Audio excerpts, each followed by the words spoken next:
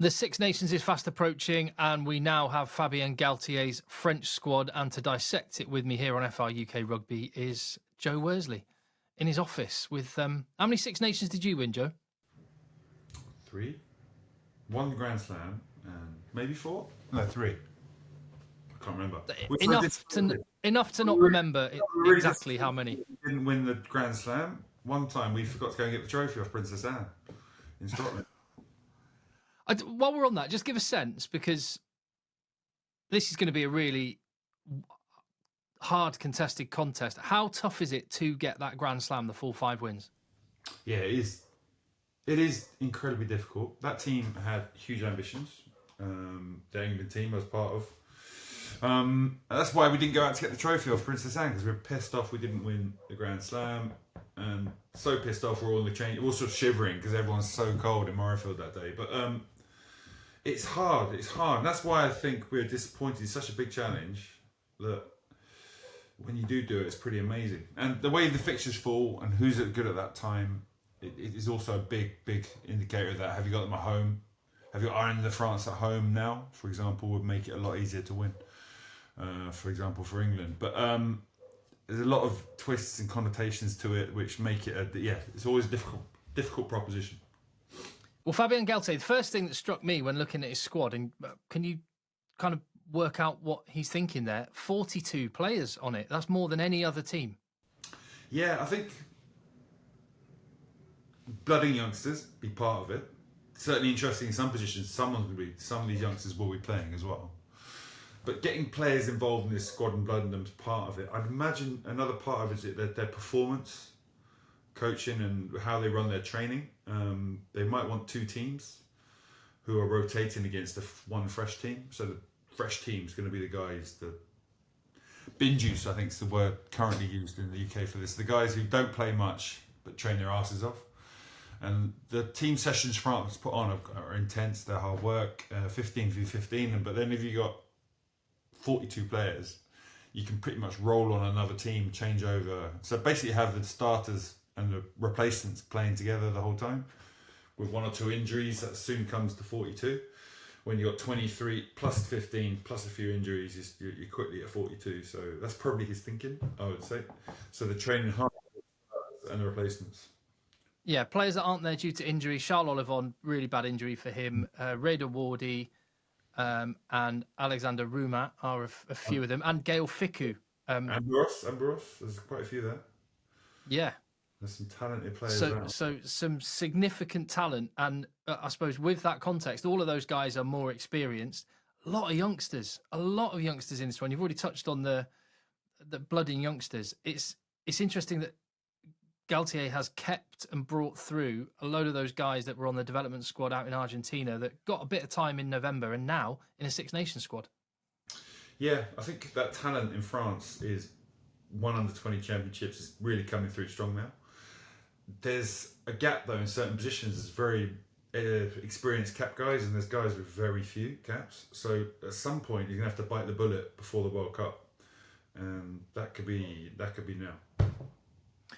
In terms of players that are back, though, Cyril Bay and Roman Ntemak, that is massive in both of those positions. Yeah, I mean, both haven't got a huge amount of rugby under the belt yet, so they won't be at their peak. But on the flip side, they're fresh. They're going to be coming into the Six Nations fresh, and that's going to make a big difference.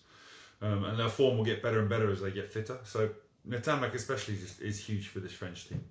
He is somebody who brings the whole team into action. Didn't play that well in that weekend European game. So again, he's coming back from injury. He'll get better and better. He's an incredible player. And he'll get better the more games he plays. Did you see Rabah Slimani getting back in the squad? Oh, I'm surprised because it's been years. Even when he's playing in France, he wasn't really picked. Maybe something's happened to him at Leinster where they've changed him a bit, so he's got enough about him now to get back into that squad. Because originally he was one of the dominant scrummagers, but when they changed the rules around the scrum a few years back, the impact was one of the big things he had. And when they took that out of the game, he became far weaker in the scrum. Maybe he's worked a way around that and become more of a dominant scrummager because Dominant scrum's very important, but again, that's a position where Antonio's getting on a bit. Who's going to take over for him? No one's that clear on that one. Well, I think you noticed in November as well that Antonio can't manage many minutes, as you just talked about. It's unlikely he'll probably be there for 27. Georges-Henri Collomb, one of the guys that you thought might take the jersey, I mean, he's amazing around the park. The guy cannot scrummage.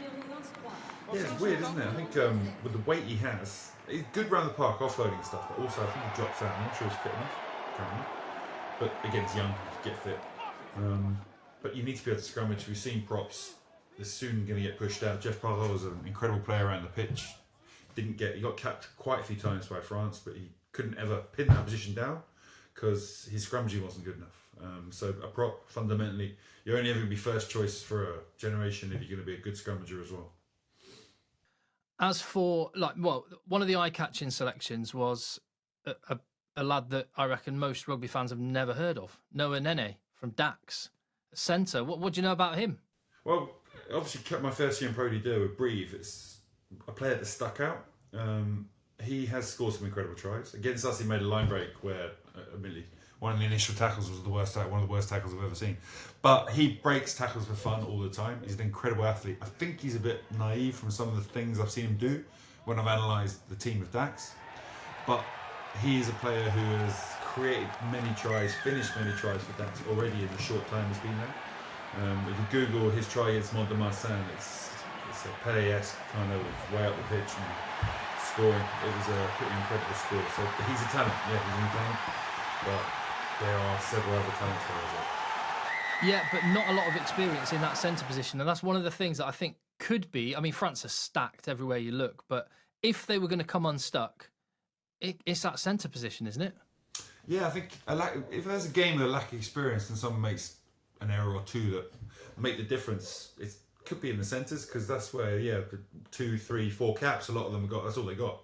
Mafana, who's at the old age of 24, is the old guy with 30 odd caps, and that just shows that but that's a position where they've been thinking about replacing Fiku for a long time and they've not done it. Due to injury, that's going to happen for a period now. So hopefully you'll see players step up and someone put their hand up and say, this is going to be my place. If we assume that it will be Moafana at 12 as it was in November, and he did a decent enough job there, who would you select in that 13 jersey? We'll run through the team as a whole, but just I want to zoom in on the centre because I do think this is going to be critical for whether France win the championship or not. You've got Emilien Gueton, who got some time in November. You've got Croydon's finest product. Croydon's finest, quite right. Nicolas Deportier of Bordeaux. Who's I think would have been the favourite. He's been injured, come back a little while ago, but Pierre-Louis Barassi. For me, Deportier's the favourite because his all-round game is very good. Barassi hasn't been first choice for. Well, he's played a lot because of Aki's injury, but I'm not sure he'd be out of first choice. If Aki and Choco Perez were both fit, would Barassi be the first choice at Toulouse? He's talking about leaving a while ago to get more game time. I think towards the end of last season. But so I'm not sure. He's an incredible talent. So him, Gaetan, Deportier, Nene, I think's more somebody they want to see and have a look at. So I haven't even mentioned Frisch, by the way. Yeah, Frisch, I think it's going to be Mofana's backup. I think Deportier is the guy you give it to. Again, combination UBB, both of them playing at UBB, and both the wings are going to be UBB. The fullback from UBB is injured, so Bordeaux Begler backline is insane, isn't it? It's incredible. You look at the Toulouse backline, you think, wow. Then you flip over to watch the Bordeaux backlines, and it's not bad. It's awesome. Right, I'll tell you what. Let's go position by position, and we'll just pick our starter. And if it's relevant, the guy that's on the bench. So loose head prop, you got Cyril Bay, Jean-Baptiste Gros, Georgie Berrier, and Danny Priso. Gros, I think he had a really good November games. Scrummaging's fantastic. I think they'll stick with him by coming off the bench, making an impact, and getting back to form. What a player to have off the bench, by the way. Tight head prop. Owini Antonio was starting through November. You've got Dorian Aldegheri, Georges-Henri Collomb, and Rabah Slimani. I mean, I think Aldegheri or Antonio, those two, one or the other. Okay. Hooker, it's Malvaca and Marchand, isn't it? Yeah, it Lamont. has to be. Lamont's in the group. He's an incredible talent. The one ginger player in the squad. He's an incredible talent. He's really good. It looks like he should be a fat mess, but he's just skillful. Gets stuck in, tackles hard, carries. Skills are through the roof. He's a lovely player. But those other two are pretty good, so we'll stick with them. And it's fairly easy to pick in the second row. Yeah, as we've mentioned, Joshua Brennan, Hala Hagu, Oradu, but it's going to be Flamont and Miafu with Taufa Fanua coming on for Miafu after 50 minutes, isn't it? Yeah, definitely. I think the French have a real emphasis on the poutre, the player they call the beam in the second row. He kind of holds mauling, scrummaging, smashing stuff. And Mafana's that guy. Sorry, Miafu's that guy. And Roman Taufafina's the player coming in to replace him. Okay, those players are vital to any French team. And they've got some pretty good ones there. Yeah, with Flamand backing them up at the line outside of things and mobility. We had a bit of a discussion the other day on a video about the back row, bearing in mind the squad hadn't been announced at that point. We now have the squad. There is no Ruma confirmed. So along with Gregory Aldrit, you've got the youngsters, Jegu and Gazzotti. You've got Paul Boudahon. Gelon is back and Abadi. Yeah, it's a tough one. We come back to that line-out ability. If you've only got Flamand, you're going to have to... Well, you don't have to. Gelon can do a decent job. So personally, I'd probably go Gelon, Aldrit, a Bourdon Cross, one of those two. If they do feel like they're not winning the line-out, and the line-out's going to be a big issue. So against Ireland or several teams going to have very good defensive line-outs. We could win ball off them. That's where it's going to be an interesting choice because Abdi, maybe he's here quite a bit of time. I think his first choice in the Argentina game this summer. So he'd be the backup line-out forward coming in there. Scrum half, who backs up Dupont? Again, a conversation we touched on the other day, but now we confirm we have the three, Dupont, Le Garec and Luku. Yeah, I think... I don't know. Luku, I think, is competitive, can tighten the game up, is a great team man. Le Garec's pretty special, obviously, as well. Honestly, it's ridiculous, isn't it? How much talent they got in that position. But I go with Luku still, just the way he is, the competitor he is. I think that brings a lot to the squad. Well, chances are he doesn't play a lot of the match anyway. And I guess one of the other conversations is where does Dupont go to when he gets moved from scrum half? Because maybe he's gassed a little bit in that particular position. He slotted in at centre for Stade Toulousain at the weekend, and there has been some talk about that. Yeah, I think if they go 7-2, for example, France, which they could do, that's where you can pick some of the aerial players we talked about, and they can change their tactics in the game. So allow them to do that. Now that's where you got to pick players who are polyvalent, who can play in all the positions. But you got Ramos, you got Dupont, you've got Luku. You got so many players you can play in various positions. And Natama can slip to 12, although the team's less physical if he does do that. So they could rearrange their team very easily and very quickly and go for a 7-2 split with the talent they have and the way those guys can play. 6-2 or 7-1, Joe? Did I say 7-2? Okay, 7-2. You're stealing an extra player, mate. Sorry, 6-2 I meant. Yeah, it looks built. It looks 7-1 at Brive. We went 7-1 at Brive once. It was just because of injuries and stuff, but that is I totally agree with you. This squad looks built for a 6-2, no question. And loads of players who can slot elsewhere. One of them being Roman Ntamack. He could, at a push, if they wanted to change the way they play and go back to a second playmaker in the centre, they could shift him out, but he's the number 10, isn't he? Yeah, he's number 10, but you can play Ramos, you can slip into 10, and then he can go to 12, so your replacement. But then you have Dupont who can go to 10, so you can just have a 9 and a 12, or 12 wing, who could slip into any of those positions. Or just pick a centre, because Dupont can play wing, Mafana can play wing. So you've got so much flexibility in that, you could easily have two backs on the bench. But this is where someone like Jalibert would get... kicked out his way, had a problem in the autumn, because that would probably mean not having a specialist 10 on the bench. Yep. You'd have somebody who could play both positions. I mean, Ramos was just awesome at 10 in November, so no worries.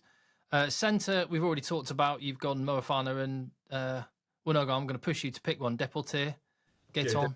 Deportier. Bordeaux. Missing Burros, Jalibert, Bidoni, and Luku on the bench. It's going to be Bordeaux wings, Bordeaux centres, I think. Yeah, the Bordeaux wings, Lebip and Penaud and Ramos. You have to get him in the team the way he played in November, don't you? He'll be 15. Yeah, definitely. But Burros would have been playing, I think. I'm not sure who'd have been playing 10, Ramos or Netamak, but I think Burros would have been playing because he gives them an aerial quality they just don't have, and no one else has in that team. He's probably one of the only French players who's world class at challenging and winning aerial kicks, contestable kicks. Why is that, Joe? You've mentioned this before. Why is it that France have this Achilles heel? Historically, I think when they get brought up, they're not too they don't centre too much on the kicking game and ping pong and aerial contests, and that's part of it. So whereas the Irish, the Australians have loads of players who play Gaelic or play Aussie rules, and they come out of that with incredible skill sets. And because we're Anglo and we mix it a bit more, maybe we see that, we practice a bit more, and we've had more exposure over the years to what contestable wins give you. But in France, yeah, it's not something they put much kudos on. As a result, I think they realise now, and they're trying to coach kids more and more, so they realise it's a part of the game they need to catch up on. Well, we know that France are going to have to go to Dublin if they're going to win the tournament. Is that just thinking about it and just checking? I've completely forgotten. Is that the last game? I'm just going to look. Sorry, I should have done my research. I know France start against Wales, then they go away to England, then they are away to Italy, away to Ireland. Penultimate game before finishing at home to Scotland. What do you think their chances are? I think they're good, but there's unknowns. There's unknowns around the centres, and those unknowns will mean that the thing is an unknown that could go badly because someone messes up. There's also an unknown that someone could step up and make them even better. So it's a really interesting Six Nations for France to see some of this young talent we've been raving about. Frankly, watching them play in the top 14 to see them international level is going to be fascinating. I can't wait. That game in Dublin on the 8th of March is going to be something else. I cannot wait. Joe, brilliant, awesome. Leave your comments down below. Do you agree with Joe's team? How do you think Galtier is setting up? Could there be another bolter out of those youngsters that's actually going to get some meaningful game time in the Six Nations? Let us know. Hit subscribe and give a thumbs up on the video.